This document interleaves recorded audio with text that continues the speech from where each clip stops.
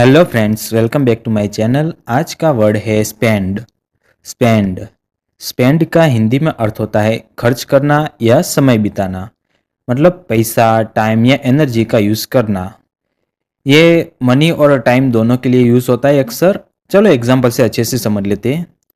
He spent a lot of money on shopping. मतलब उसने shopping के लिए बहुत पैसे खर्च किए। मतलब खर्च किए, स्पेंट मतलब। सी स्पेंट हर टाइम रीडिंग बुक्स। उसने अपना समय किताबें पढ़ने में बिताया। I spend my day working. मैं अपना दिन काम करते हुए बिताता हूँ। सो फ्रेंड्स, आज का वर्ड था स्पेंड। अब आप कमेंट में लिखो I spend my time wisely. मिलते हैं नेक्स्ट न्यू वर्ड के साथ। चैनल को लाइक करो, शेयर करो, सब्सक्राइब करो। धन्यवाद।